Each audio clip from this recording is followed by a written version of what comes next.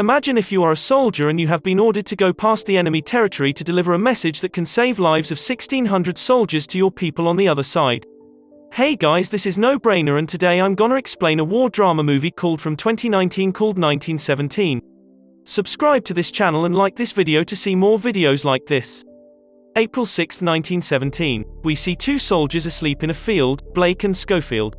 Sanders, another soldier, wakes them up unceremoniously. As they assemble, Blake reads a letter from back home, but Schofield has received no mail. Blake talks about the fact that he thought the food would be better in the army, which is the only reason he did not become a priest. Schofield pulls out some ham and bread and gives some to Blake. Blake tells Schofield that his leave has been cancelled, but he does not know why. A sergeant tells the two soldiers that someone named General Aaron Moore wants to talk to them. When they go in, Aaron Moore asks Blake about his brother, who is fighting in the 2nd Battalion. Pulling out a map, Aaron Moore says that he wants Blake and Schofield to deliver a message to Colonel Mackenzie of the 2nd Battalion that would call off a scheduled attack that might compromise the battalion's safety. He elaborates, saying that Mackenzie wants to attack the Germans, thinking that the British might be able to turn the tides, but that this is false. Aaron Moore believes that the German retreat is, in fact, a strategic withdrawal. Hence, Blake and Schofield must deliver the message before Mackenzie endangers his troops. Blake and Schofield must deliver the message before dawn the following day. If you don't, it will be a massacre, he says, explaining that 1,600 men will die if they do not deliver it. Lieutenant Gordon gives them some supplies and instructions, and they embark immediately. Schofield is nervous and wants to wait until it's dark, but Blake sets off, motivated to protect his brother and by Aaron Moore's instructions for them to leave immediately. They argue about what to do, with Schofield suggesting that it's best not to mess around when dealing with the Germans and that they do not need to be hasty, since they have enough time. On their way out, Blake gets in a fight with another soldier, insisting that he has special orders. Schofield also reveals to Blake that he lost his medal from the Somme. When they get to the place where they are supposed to cross over, they ask for Major Stevenson, but a soldier tells them he was killed a few nights ago and that Lieutenant Leslie is now in command. They go to speak to Leslie about their orders to cross from Aaron Moore. Leslie thinks that the mission is a misguided one, saying that the German withdrawal is a trap. Nevertheless, he gives them instructions, warning them to look out for craters, and tells them that they won't be able to send help until after dark. Leslie gets them a flare that they can send as a signal if they make it.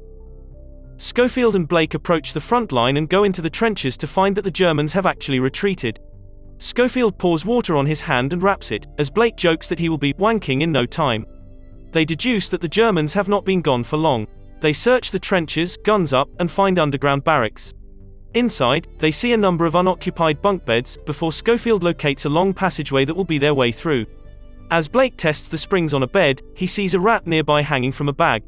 The rat climbs up on another bag, when suddenly, Schofield sees tripwire on the ground, suggesting that there is some kind of trap set up. As a rat drags one of the bags towards the tripwire, Schofield tries to stop it, but it sets off an explosion. Schofield gets crushed by some stones, but Blake manages to pull him out and stand him up, as he coughs. They narrowly escape the collapsing barracks. Outside, they climb a nearby hill and look out over a wide field, as Schofield pours water in his eyes to get the dust out. "Why in God's name did you have to choose me?" Schofield asks, annoyed to have been invited along on the mission by Blake.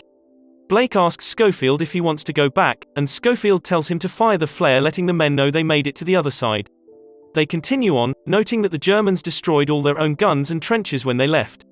They talk about one of the soldiers, Wilco, whose girlfriend, a hairdresser, sent him some hair oil. Not wanting to take the hair oil with him, he slathered it all over his hair, and went to sleep, only to wake up and discover a rat sitting on his shoulder. Schofield suggests that Blake will surely get a medal for saving him. Schofield tells Blake that he swapped his own medal with a Frenchman for a bottle of wine. "You should have given it to your family. Men have died for that."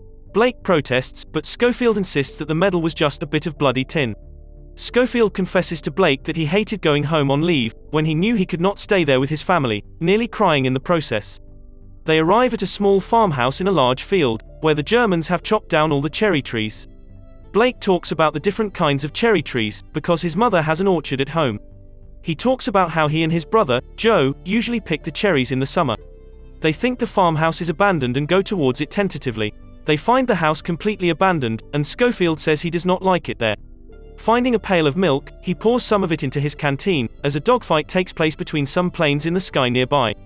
The British planes successfully take down a German one, and the German plane crashes into the shed right next to the men.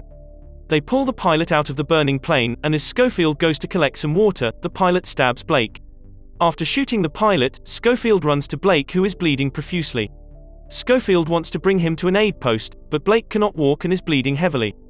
As Blake dies, he tells Schofield to continue on without him, insisting that Schofield will recognize his brother once he reaches the 2nd Battalion.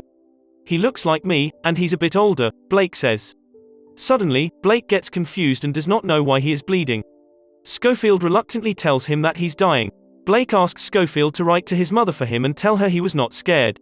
Schofield tells him he is going to go on by himself and give the message to the 2nd Devons, as Blake dies. Schofield drags Blake's body over to another place, as 2 British soldiers emerge and offer to help. They lay him down as a general. Smith asks Schofield what he is doing. Schofield tells him he must deliver a message to the 2nd Devons just beyond Echoust, and Smith tells him they are going through Echoust and can take him with them. Smith tells Schofield that the Newfoundlands have requested reinforcements, which is where his men are headed. "May I tell you something that you probably already know? It doesn't do to dwell on it." Smith tells Schofield about the loss of Blake. Schofield climbs into a truck with a number of other soldiers. "Welcome aboard the night bus to fuck knows where," one of the soldiers says to him as they drive away. When the truck gets stuck in the mud, Schofield jumps out and tries to help, but it does not work. He orders everyone to get out and they try and push the truck to get out of the mud. They eventually get it out of the mud and climb back on. On the truck, the other soldiers ask him what he's doing and he explains. "You'll never make it," one of them says, to which Schofield responds, "Yes, I will." They all look at the wreckage surrounding them. Germans have machine-gunned cows in the surrounding area. The men talk about how ruthless the Germans are, as the truck comes to a halt once again. Schofield hops off and continues on alone. Before Schofield leaves, Smith tells him that Mackenzie is someone who would rather fight than follow orders, and advises Schofield to have a witness when he delivers the message. Schofield embarks, trying to jump across a destroyed bridge, when guns begin firing at him. He climbs the stairs on the other side, frightened, and begins shooting at the enemy. He runs towards the structure in search of the enemy, and walks into its dark stairwell. At the top of the stairs, he opens a door and shoots, before falling backward down a few of the stairs. Schofield awakens later to water dripping on his head. When he looks out the window nearby, he sees that the surrounding town is on fire. Germans begin shooting at him and he makes a run for it. Schofield gets low to the ground, then runs into a shadow nearby, avoiding the flares being shot at the abandoned town. He eventually makes his way to the largest fire in the small town, where a German gunman runs towards him and shoots at him. Schofield manages to escape into a house, where he finds a fire crackling and a young Frenchwoman with a baby. He tells her he is a friend, and she confirms that the town he is in is Echoust. He tells her he is alone, and he needs to find a forest southeast of Echoust called Quercia. She directs him towards the river as Schofield notices some blood on the back of his head. She mends the wound, and he thanks her, as the baby girl begins to cry. The woman tells her that she does not know the girl's name, and does not know who the mother is, as Schofield pulls out some food for them. The woman tells Schofield that the baby needs milk and he remembers that he put milk in his canteen, handing it over. He recites the Jumblies by Edward Lear to the baby, as a church bell tolls 6 times. Schofield decides he must go on and leaves them, even though it is the morning. The woman warns him not to go, as he will be seen, but he leaves nevertheless, going out into the fiery city. On his way, he encounters a German, who calls to the others. Schofield wrestles with the German, choking him just as another German appears. Schofield punches the new German coming towards him and runs away. Schofield jumps into a river, which takes him over a waterfall. He manages to climb over some dead bodies to safety. On the shore, he sobs into the grass, before hearing a man singing somewhere in the distance. He climbs a hill, following the voice, finding the 2nd Battalion in the middle of the forest, listening to the singing. The men get up and get ready to move out, noticing that Schofield seems nearly catatonic. He tells them he needs to find the Devons, and they tell him that they are the Devons, and that only some of them have been sent to fight the Germans. The soldiers send him in Mackenzie's direction and he runs through the trenches to find the general. He stops a weeping man and asks to be directed to Mackenzie, as a battle begins. As explosions take place around him and men rush to battle, Schofield stumbles through the trenches and climbs into a field to find Mackenzie in a cut and cover. When he gets to the entrance, soldiers hold him back, suggesting that he cannot see Mackenzie, but he insists that he has a letter from his battalion. He pushes past the men and goes in to see Mackenzie, telling him that he has orders to stop the attack. Schofield hands over the message to Mackenzie, but Mackenzie is stubborn and refuses to stop the attack. "They've been planning this for months, they want you to attack," pleads Schofield, and Mackenzie agrees to read the letter. Mackenzie takes the letter to heart and calls off the attack. "I hope today might be a good thing." "Hope is a dangerous thing," Mackenzie says, sighing. He tells Schofield to have someone look after his wounds before telling him to fuck off. On his way out, Schofield asks a soldier where Blake is, and he tells him that he would have been in the first wave. He directs him towards the casualty clearing station, and Schofield makes his way there.